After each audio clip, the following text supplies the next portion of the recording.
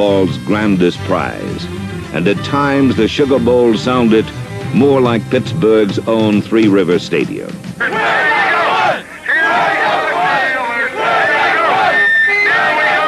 We're number one. My voice is number two. Big gift for the Steelers. Yeah! Big gift for Franco. Yeah! Mean Joe Green. Yeah! White. Yeah!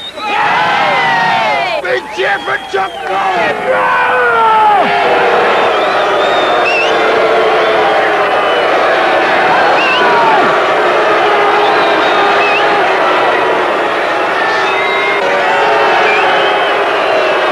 Pittsburgh's opponents, the Minnesota Vikings, had been to the Super Bowl summit not once but twice.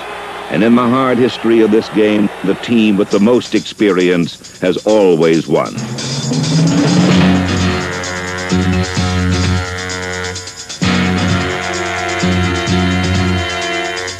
So in the ninth coming of Super Sunday, the battle lines were clearly drawn. The youthful enthusiasm of the Pittsburgh Steelers matched against the Minnesota Vikings' glacial calm. Quarterback Fran Tarkington's 14 seasons of cunning versus Mean Joe Green and the vaunted steel curtain defense. Minnesota iron against Pittsburgh steel. Chapter 9. I kicked in the door and shouted freeze to the lone figure in the room. Even in the darkness, I could see she was the most beautiful woman I ever met. Then I saw the light beer from Miller. It's got a third less calories than a regular beer, and it's less filling, she whispered. But the best thing is, it tastes so great. Suddenly, all the pieces fell into place, and I knew I'd come to the end of a long, long road. She poured, we drank. To be continued. Light beer from Miller. Everything you always wanted in a beer, and less. We looked at Celica, Accord, and Scirocco. But when we looked at this new Mazda 626, that's all it took. Just one look, that's all it took. Yeah, just one look, that's all it took. We really like the way this Mazda 626 performs, not to mention its great mileage. All at a price that makes it really worth looking at. Yeah, the more you look, the more you like. Air Force, a great way of life, a great way of life. Yeah. Bill, have a good one, huh? Good luck. Brady, have a good one. Good luck. You too, Andy. Okay, boys, this is the big one. Let's play ball. In the first quarter, Pittsburgh's strong running attack twice brought the ball across midfield to set up field goal attempts.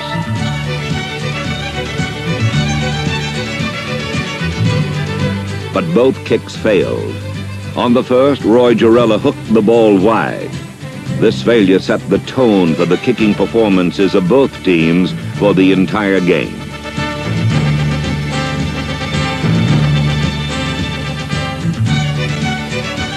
The Steelers' second foray into Minnesota territory was even deeper than their first. From the 16, Pittsburgh went after number 25, first-year cornerback Jackie Wallace. Terry Bradshaw found Frank Lewis free in the end zone, but Wallace quickly recovered to save the touchdown. On the next play, Bobby Walden bobbled the center snap, and the Steeler threat was ended. Pittsburgh had two excellent scoring opportunities in the first quarter, but had no points to show for it. Minnesota's offense, however, fared far worse. Fran Tarkington said, "Pittsburgh expects us to run inside, and we will. We just have to get some muscle in front of our runners." But the only muscle Dave Osborne and number 44 Chuck Foreman saw was Steeler muscle, as Joe Green and Ernie Holmes jammed the middle tightly closed. After each series, Pittsburgh's defense left the field with glee. In fact, their entire bench was loose and laughing, almost absurdly relaxed. And well it should, for in the first quarter, Minnesota had been limited to just 27 total yards and a single first down.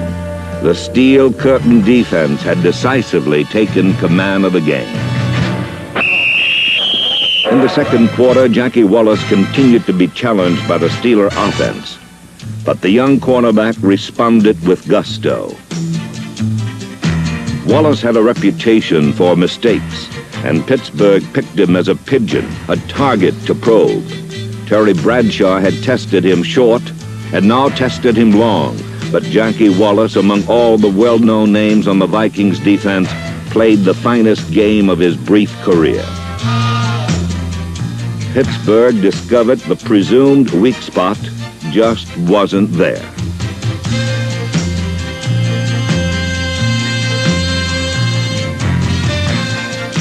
However, midway in the second quarter, Bradshaw buggy-whipped a pass to John Stallworth, and Wallace was burned for the first and last time today.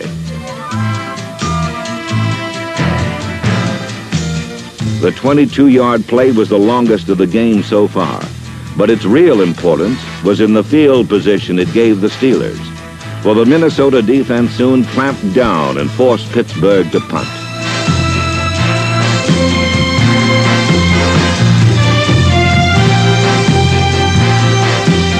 The kick came from inside Minnesota's 50, and it put the Vikings in vulnerable position in the shadow of their own end zone. Thus, the scene was set for the first score of Super Bowl IX.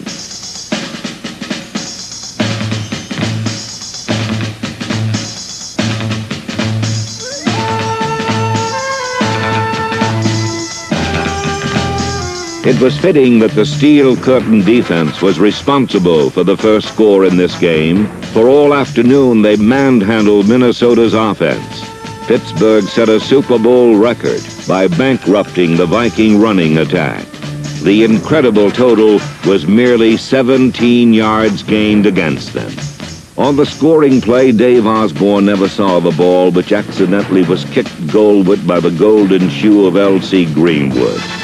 Dwight White's tag on Tarkington in the end zone completed the first safety in Super Bowl history, and Pittsburgh led 2-0.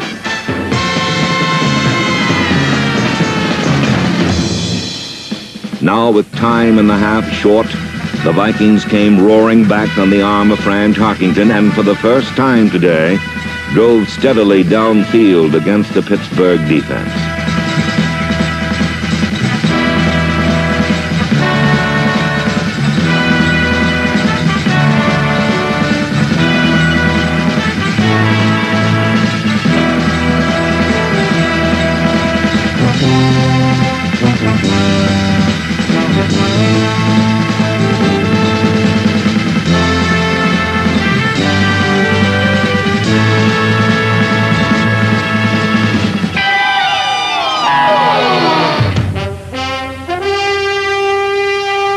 On a play that symbolized the day for both teams, Glenn Edwards' vicious hit stripped John Gilliam of the ball and gave Mel Blount an easy interception for Pittsburgh.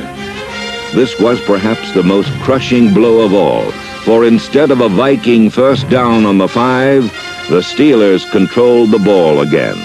Their slender 2-0 lead was preserved at the half.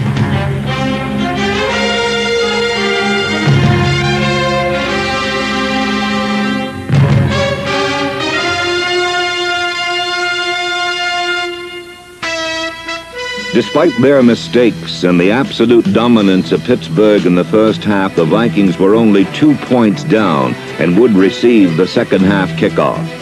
Roy Jarrella slipped and squibbed his kick along the rain-soaked polyturf.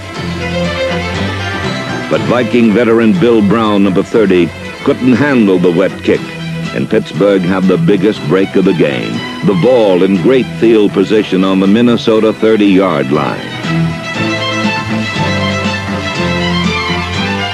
Behind playbook perfect blocking, Franco Harris went 24 yards before being forced out of bounds.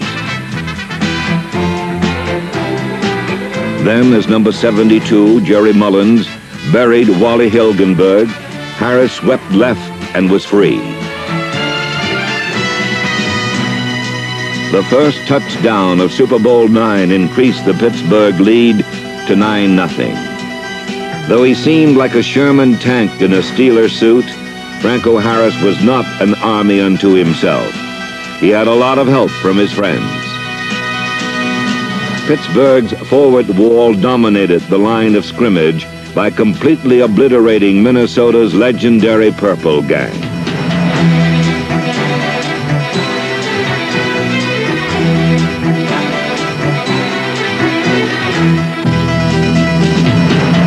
Behind devastating blocking, Franco Harris set a Super Bowl record 158 yards rushing and was named Most Valuable Player of the game.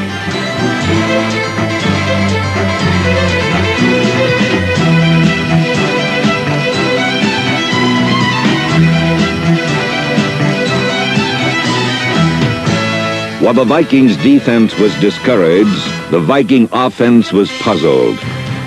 For they never did solve the riddle of Pittsburgh's two tackles with their looping, stunting stack-over sets that terrorized center Mick